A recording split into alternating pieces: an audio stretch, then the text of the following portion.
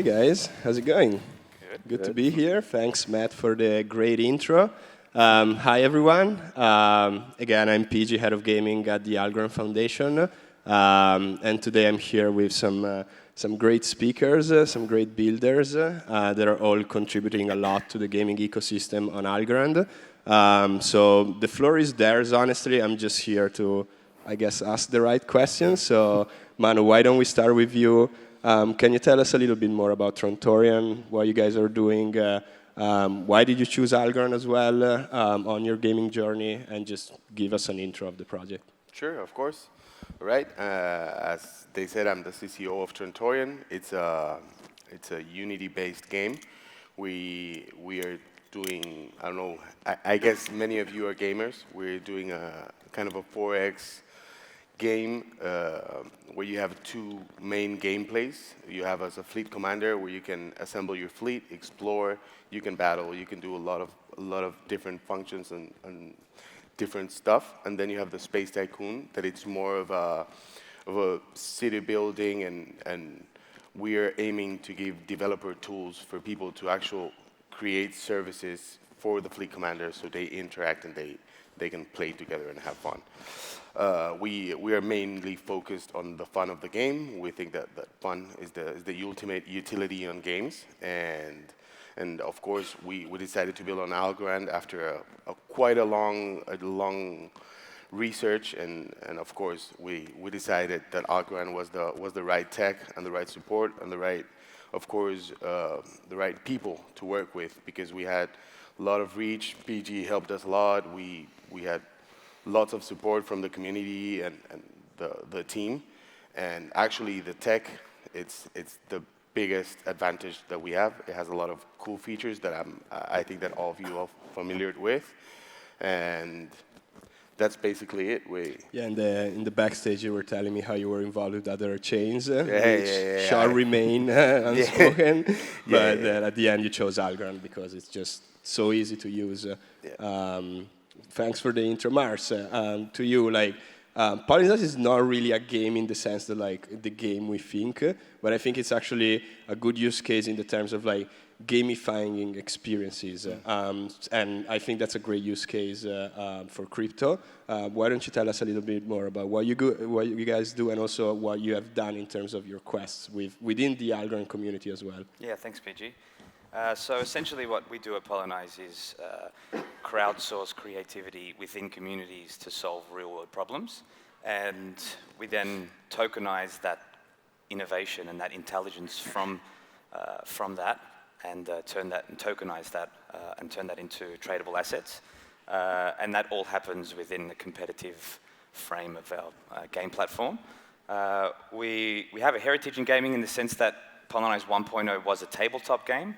That's how we originally designed it. The intelligence of the game comes from my co-founder Sharov's experience in music. So we really looked at how musicians create and generate IP into songs. And we took that spark process, as we call it, and we turned that into the game. And once we really settled on those game dynamics in version 1.0, we started building, as PG's saying, the experience around that. And we're getting to the place now that we've been building for about a year on Algorand, that the game's really solid, the core's solid, and now we're starting to design the experience around that. How does that look at an event like this? How does that look for students in universities, for instance? So to tie in the Algorand piece, for us, the technology stack was important. We needed to be fast, we needed to be quick, we just need that layer to be solid. So Algorand was something I had my eye on for at least 2 years before we even contemplated going Web3, and then eventually convinced the team to go that way. And it's been great in the sense that we don't need to touch it. It works. We sort the contracts out, the smart contracts out, and everything just works. So we can concentrate on what we need to do, which is engagement. Love it, and that's the core of it. Victor, coming to you, I mean, been involved in gaming for quite a long time. I'd love for you to share your backstory with the audience and how you actually got into building Aegir, because I think you you actually built that to solve problems that you faced within the gaming industry, and I think that's very important because, like, again, this industry, the crypto industry, can really help and bridge that gap with the gaming industry. And we're going to get into that a little bit more later, but I'd love for you to share your backstory with the audience. Yeah, I'm Victor. I'm a game designer and a former pro player. I've played at a lot of big tournaments. My team is developing Aegir Tactics, which is a strategy game on Algorand. And the big focus for us is really making it easier for people to get into the game. Blockchain offers a lot of potential solutions to some of the big issues, but it also increases the friction in getting new users, which is challenging in gaming because they're already, like, that is already the biggest issue. And so our focus is just to make it easy for people to get in and enjoy the gameplay. And the reason why we chose Algorand is we considered all of the options, and at the end of the day, it was the features that were most important, and we felt that the tech was best suited to add those features. And so it was more about just the technology than just having a hyped up name on the game. So we're happy to be here. Right on, thanks, man. Dean, coming to you, how important is community in gaming? I mean, I think this event shows how important communities is overall, but the crypto community, it's thriving, even if it's a winter bear market. But the gaming community is definitely way bigger, way more established. They've been around for way longer. How do we bridge that gap? And also tell us more about Algo Gaming Guild. Yeah, thanks, PG. So I'm Dean Tyler from the Algo Gaming Guild. Basically what we do, we're like a community guild project where we help get exposure for all the games on Algorand, specifically focused on Algorand for obvious reasons that everyone's already spoken about. And our whole goal is just to get everyone to know about all the games and create like a welcoming community for everyone. And the reason why that's important, like, is if you go back to when we were all young and we were playing like LAN video games, it was all about like being in a group and like playing with our friends. And that experience has been important in Web 2 gaming, and it's as important in blockchain gaming. And we noticed that we have like a great community who games with us on the various games that are available, even simple stuff as like trivia in our Discord server as an example. And it's just so important because having that welcoming community up front helps the adoption just accelerate. Once we bring all the Web 2 gamers over to Web 3, having that in place already is super important. Yeah, I agree, and it's actually a great segue in the next topic that I want to touch upon, which is games need to be fun, right? They need to be a way to bring people together. Yes, I mean, if you can earn something or maybe make a profit out of it, that's nice to have. But the majority of the players out there, they game because they like the game, they like the people they play the game with, and it's just a way to get out of reality, right, at the end of the day. There's more than 3 billion people that play video games nowadays on this planet Earth, and probably way more in the next years. So, the first wave of crypto games, they weren't really into that realm. They were more into the pump and dump Ponzi scheme where people would just farm a token and play some sort of game. But so, do you guys agree? How are you solving this? Why don't we start with you, Manu, because you guys are definitely developing a quite complex and pretty fun game. Yeah. Thank you, BG. We are definitely focusing on the fun of the game because, as you well said, I'm a lifelong gamer. I've been playing every game you can think of, and I've always did it just to take my mind out of things and have a great time. I've met a lot of people. I made a huge amount of friendships through games, and at the end of the day, I've never got paid for playing video games. I spend money in skins and a lot of things that are just eye candy, probably, or just nice things to have, and nice things to show to your friends, to enjoy with them. And as you said, the first wave of games were they were not games in my opinion. They were just more of a glorified or beautified DeFi where you get to stake your characters, you get to get passive income. I've never heard about passive income before of that. And of course, and for me, gaming is just, as you said, 3.5 billion people around the globe play games. But how many people are actually interested in investment or whatnot? There's not that many people that have some spare money to put into that, but there's a lot of people that are willing to spend a little money in having fun, having a great time, and enjoying themselves. And I think that's what we need to focus, just making great games and having people from the Web 2 sphere join us and see how great blockchain technology is and actually can help you. Just, for example, if you were playing, I don't know, World of Warcraft, Diablo, or any game that you were raiding or grinding for a super long time and you actually got that drop that you were looking for, it's amazing. I mean, and now actually you can hold it for yourself. I mean, if I've been playing for 30 hours until I got a drop, I'm not going to sell it. I'm going to keep it. I want to show it off. I want to enjoy it. But if you want to go ahead and go into an open market and sell it, it's great. It's fine. It's amazing. That's what blockchain brings to the table. It brings opportunity. It brings just transparency. For me, the whole point is just let's all create fun games and get people to join us. And actually, for me, it was the onboarding tool for actually becoming a Web3 user and looking into other things like DeFi, like governance. Like if it wasn't for a game that it's naturally attracted to me, I probably would have never ended up here. And I think that's where we all need to aim and get. Right on, yeah, I agree. And also the whole gatekeeping thing that we saw, especially at the beginning, where you have to pay like $1,000 for an NFT. There's like 10,000 max NFTs for a game that is not even out, and like how just like what? Yeah, You want the most people possible playing your game. You do not want to gatekeep. Exactly. And I guess this is also great on Algorand because on other chains, on top of paying $1,000 for the NFT, then you would have to pay also $150 for the gas fees. So. Yeah. But yeah, Mars, thoughts on this? Yeah, and I think it's important to understand. It's important that we understand our users and we understand gamers. And the way we look at it is there's a spectrum. Gamers are on a spectrum from what we call play to escape, play to connect, and play to essentially play to win. And gamers fall somewhere on that spectrum. And the problem is traditional gaming, Web 2 gaming, they generally sit in that play to escape model. They play because they want to immerse themselves in the game. They want to escape reality. The problem is Web 3 went all the way to the other extreme, to the play to win, and really milked that for all it's worth. And so the pushback we've seen from traditional gamers is because the way they look at it is when they see assets and they see NFTs and they see such focus on that, it takes them out of the experience of the game, and so they lose that escapism that they have. And so there's a lot of pushback from traditional gamers in that space. So I think the challenge for us is to abstract the technology and actually compete.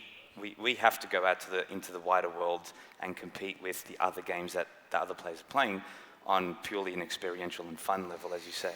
And then at some point, when they're sucked in, then we can introduce them to the fact that, hey, you've got these assets, you can mint them and have them in your wallet and have ownership over them. So I think it's a progression that we need, and we've gone to one extreme, and we kind of have to bring it a little more back now. No, absolutely. Gamers hate us. Like the gaming community, they do not like us. I was at GDC this year, a game development conference in San Francisco. Was sponsored by Gala Game, main sponsor. Literally the only talk there out of more than 200 was crypto games. Is this a fraud or is this for real? So it's like, okay, there's still a long way to go. Victor, into your experience of being a professional gamer, and like how do we bridge this gap? Is it education? Is it legitimacy? Is it values? And I also, amid what happened last month, definitely there's way more work to do for us as crypto people. Again, how do we bridge that gap? Yeah, I think overcoming gamers' concerns is largely about making sure that you're creating the features that they want to see and not just producing more Web3 content that they've been used to. Web3 has been interesting so far because it introduces a new kind of user to games, ones that are doing it because of the free market and being able to trade these assets and make a profit. And that's really valuable when you also have the players that are actually playing the game for fun.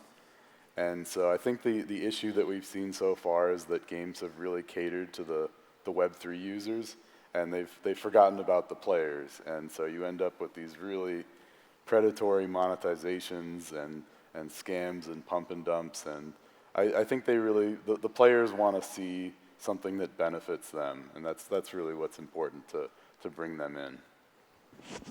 Yeah, I agree. We should not impose things to the gamers, and at the end of the day, the product should be built for them with their best interest in mind. Dean, again, going back to community, the Algo Fam is pretty active, with all the games on Algorand. We're still at the early stage, but there's the community is coming out, and I see a lot of people engaged.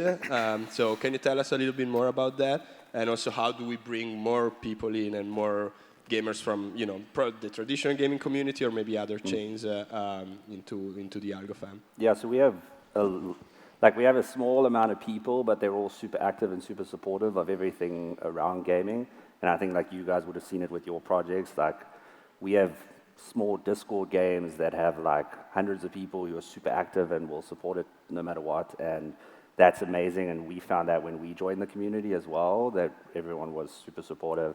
And I think as we bring in new users, that community that we have at the moment has been helpful because people stick around just because they make friends super easily and get to learn about everything going on. I think the difficulty is trying to get that barrier of bringing a Web 2 gamer to Web 3.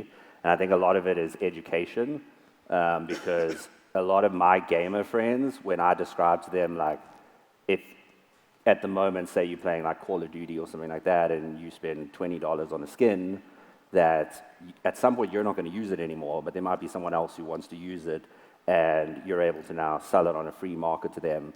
So it sort of puts a little bit more of the control back in the gamer's hands, which I think is important. And a good example of the Reddit avatars that were an absolute success, which were described as digital collectibles rather than NFTs. And there's people on Reddit that if you say to them, that's an NFT, they're like, no, it's not. NFTs are scams. So I think that's where I think it's just an education thing. I think, like you guys were saying earlier, the way gaming started in Web3 obviously has created this mindset where it's just a scam, or it's just about making money and it's not about fun games. But I think we're at the point where you just get one or two really fun games to get released on blockchain. And I think we have a lot of really good potential games coming up in the next year, that if we just get a few of them to come out and get real gamers to try them out and see them on streaming services or different people in the community using them, that we'll start to drive a lot of adoption that way. Absolutely. Diving a little bit deeper into the user experience, which is key for gamers. Gamers probably, I always say this, probably because I'm a gamer, I'm picky. Gamers are probably the pickiest users you can have, right? Will not wait 15 minutes for a transaction to go through, right? No. But even Algorand has amazing finality, but it's still 2.7. So gamers want things immediate. So the question I want to ask you guys. First of all, how important is to abstract the blockchain complexity when you build products? Also, when coming from crypto, for us, we value a lot self-custody, security, and all that. But maybe gamers do not really care at the end of the day about that because, again, they just want to play a game. So, hybrid solution at the wallet level might be the way to go. Even though definitely if talking to crypto people, they will tell you, no, this is not the way to go.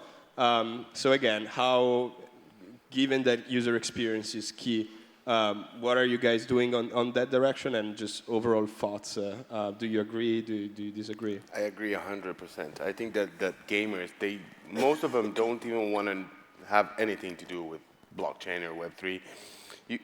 Our main goal is to make it as seamlessly as possible for the end user, that they're not even connecting with the blockchain. I mean, just like Dean said, like Reddit did. You just have to put your credit card, get your assets, and start playing. That's it. Then you have a lot of mechanisms that you can use. You can use custodial wallets, whatnot. At some point, they will eventually get interested, probably, and evolve to, hey, I have my keys, I can have my own assets, I can move them around, I can do whatever. But they don't have to do that necessarily at the beginning once they start.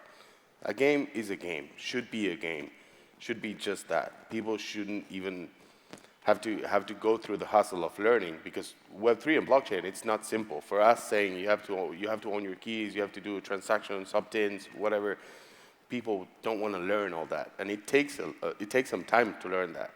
So 100%, I think that we have to make it just as simpler as we can for people to have the best user experience and just go through it as a game. Just log in, get to the game, and that's it.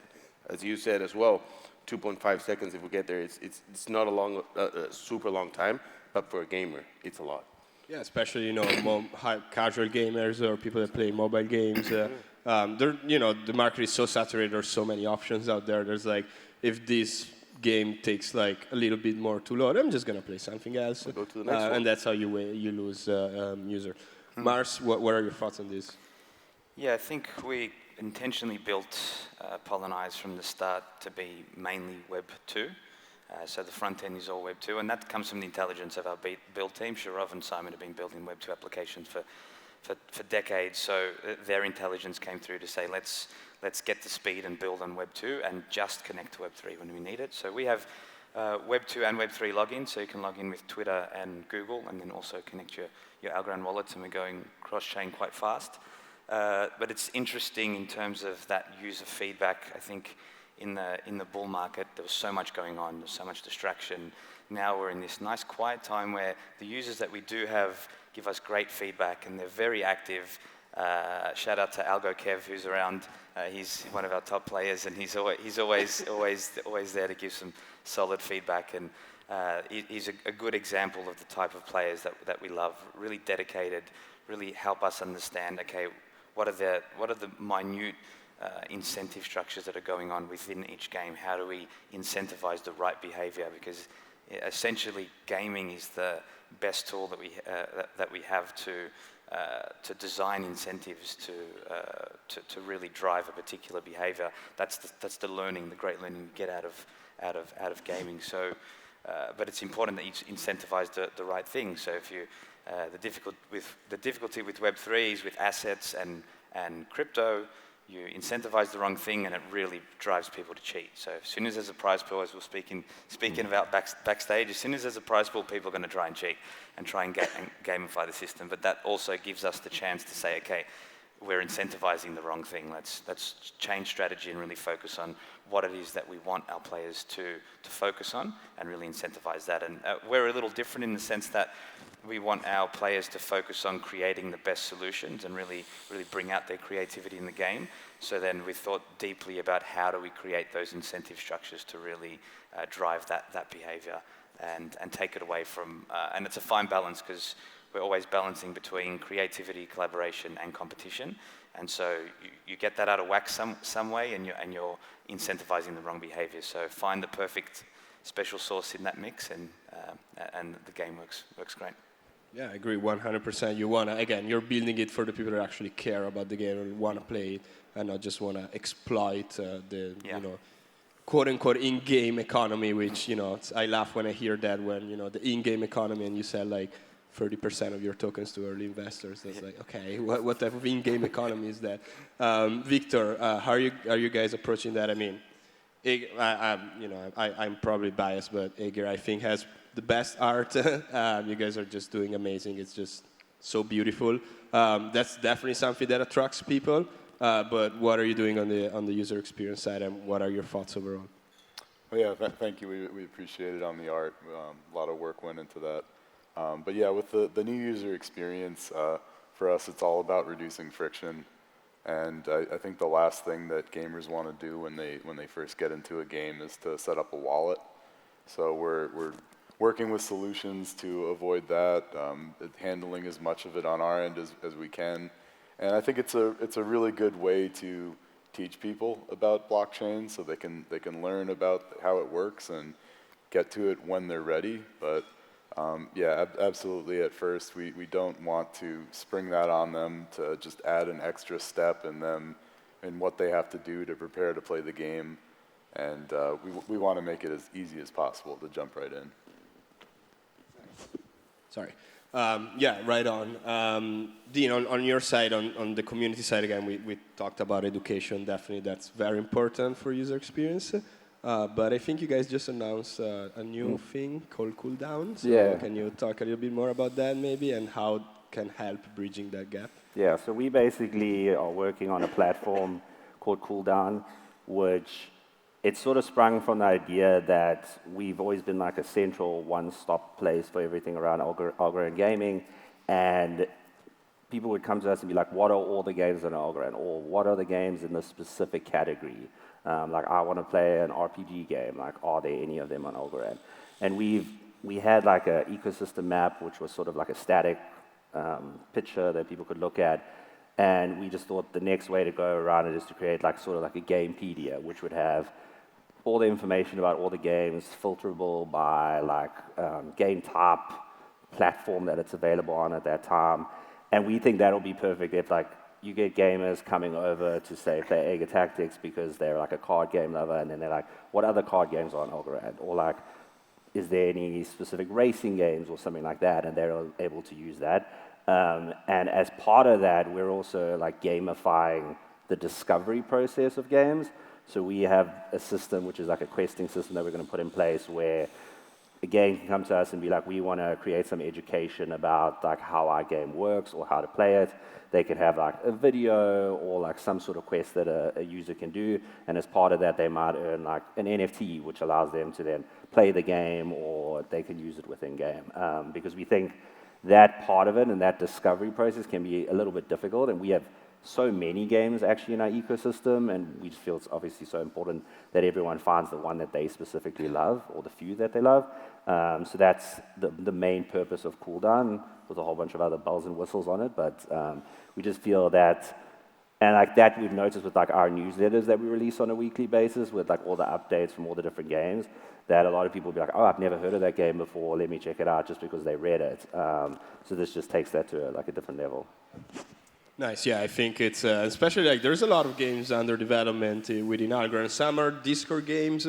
I mean, Ager, you guys were running a Discord game before, and now, you know, in the meantime as you develop. And I think that's a great way to engage the community and keep the community engaged. I used to play that a lot, by the way, I should not say that, but yeah. But speaking of roadmap, can you guys share a little bit of your roadmap for 2023? Let's come back, and maybe Victor, let's start from you. Yeah, definitely. So we're planning to launch the game to the public in 2023. Currently, we're getting ready for a closed beta for testing. And yeah, it's great you brought up the Discord game, because that's been really helpful in building our community. It gave a little bit of utility to our assets before the game launches, and it is open source. So feel free to check it out. Anybody who's got a Discord. Right on. And I know you also went through the Miami Accelerator, so that was part of, like, I guess, your past year. How was that experience, just to add on a little bit? Yeah, that was a great experience. You know, it was great working with Lorenzo and Borderless, all of the mentors and teachers throughout the accelerator. It really helped to solidify a lot of our plans. And yeah, we're really grateful that we got into that. I would definitely recommend it for any startup that's at that stage. Nice, right on. Mars, how about you guys? What's your roadmap looking for 2023? Yeah, we're currently in beta, so we've been the past 4 or 5 months testing in alpha, now beta. We've got a Decipher 2022 tournament up at the moment that you can join at polynize.io. As we come out of beta, we're really focusing directly into outside of Web3, thinking about, in particular, students. Students are a big part of our Polynize 1.0. They're naturally creative and naturally interested in what we're doing. So we're moving out into universities in the coming months. We've already got some submissions up at the moment with NYU through the Algorand Foundation, which has been great. So students are just naturally curious. That they're at that age where they're super creative and want to get involved. They love gaming. They just fit the demographic perfectly. And plus, both Shrov and I have got a history of working with students, and they're just so fun to work with. They're so full of enthusiasm. So That'll take us into next year as we start to really refine the game dynamics and get that locked off and really start developing our hybrid model of online and in-person events. So that's a big part of what we're really looking forward to in the coming 6 months. Right on, yeah, and like there's a lot of like very strong gaming student clubs. There are like a lot of students participating actively. So that's actually a great route. So kudos to you guys for doing that. And I mean, you know, we run the ACE program, which is definitely a great access to a bunch of universities. I think we have more than 40 universities at the moment. So definitely speak to Daro, and also for the audience, anybody interested in learning more, reach out to Daro and Eva. They're amazing. They can tell you more about the ACE program. Manu, what about you guys? All right, so we released our first gameplay trailer only like a month and a half ago, but we're focused on development. We've been working on the whole architecture and making a solid base. So when the next cycle comes in, we need to be prepared and be able to scale with the community. And we are almost 2 or 3 months away of our first playable demo, where we will host online so we can have our community give us feedback. Because as we know, the community in all the Web3 space, it's way more important than probably in the massive gaming industry. Not as in the indie gaming industry. Most of the projects are built with the community. So we want to launch our first playable demo for our community to start testing it out and give us feedback, because we really want to focus on the fun of the game. And we know that if the community doesn't find it fun and enjoyable, we're kind of screwed. We really need to make sure that the game is fun and has a great appeal for regular gamers. And after that, we think that we will be able to launch the first season by the end of 2023. In the middle, we will do our open beta for more than 1,000 players, and that's it. We're really just at the moment. Go sign up then. Yeah, of course, everyone should. We're super excited, and we're just focused on developing and building and making a great, fun game. I love that. Just to wrap this up, and also kind of connecting to the title of this panel, we're definitely in deep winter. It's very cold. I feel cold. Do you guys feel that gaming is going to be the one vertical that is going to bring crypto out of this winter? Manu? Yeah, of course, PG. I think that gaming is one of the keys, one of the most important verticals that a blockchain should be paying attention to. As you said in the beginning, there's more than 3.5 billion players around the world. And if you want to bring people to Web3 and people that actually want to use the blockchain, want to use the technology, we have to focus on gaming, of course, because we love it and that's what we do. But I think that entertainment as well, it's just a massive audience that we need to attract. And it's right there for us to just bring in. We just have to focus on on building something that they want to use, they want to enjoy, play, and they are not focused on making money out of it. 100%, man. It's like I think that's the true core of a healthy community. It's like just people wanting to come together with a shared passion. You can see this in sports like football. Yeah. I mean, the World Cup is going on. That's, of course. What's better than football to bring people together? Mars, what are your thoughts?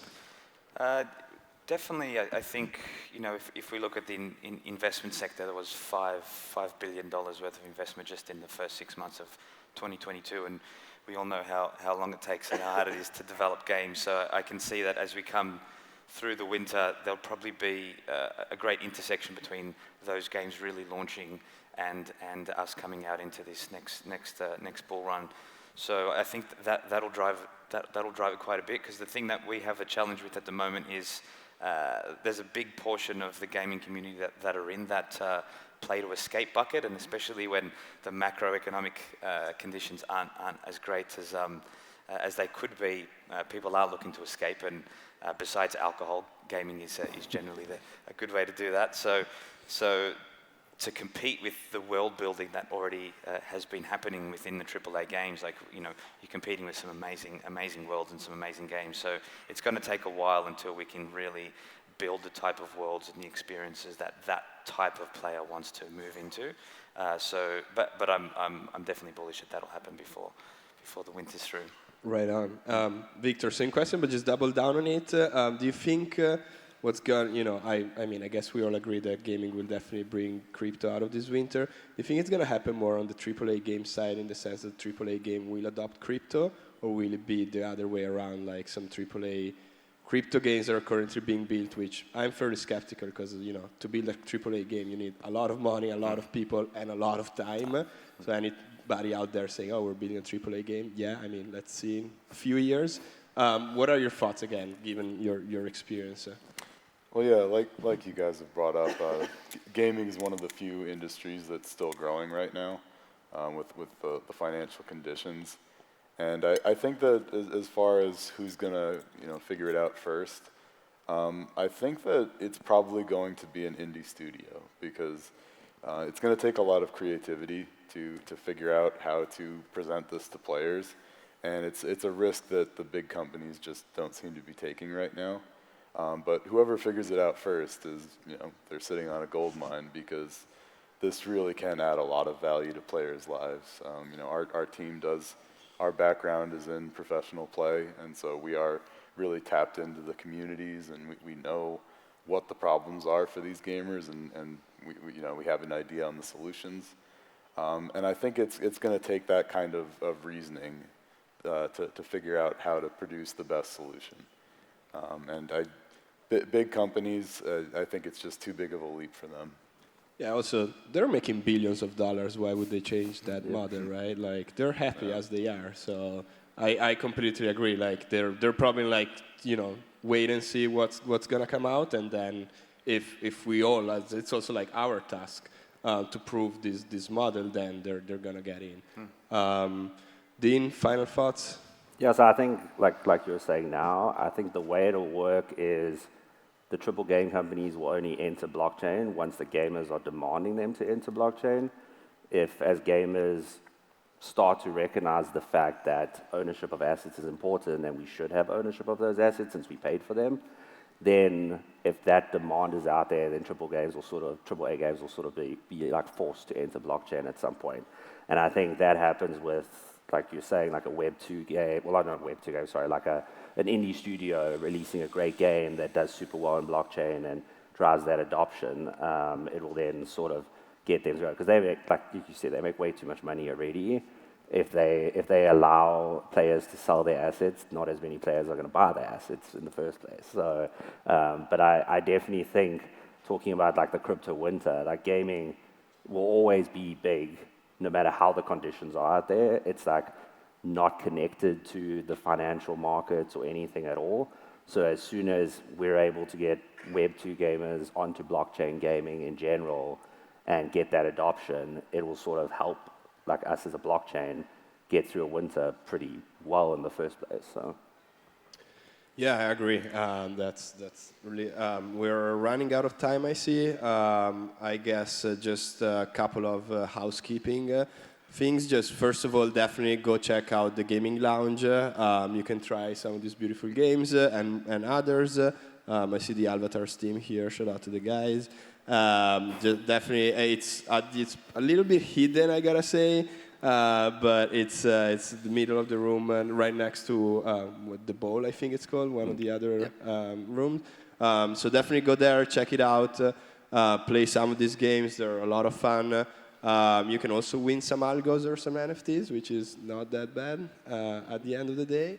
Yeah, I just want to thank you all guys for being here and for all the great work that you guys are doing. So keep up the good work, and hopefully next year, Decipher, we're going to have a way bigger gaming panel and a lot of way more games, and probably can prove that games brought us out of this crypto winter. So thanks again a lot, and keep up the good work.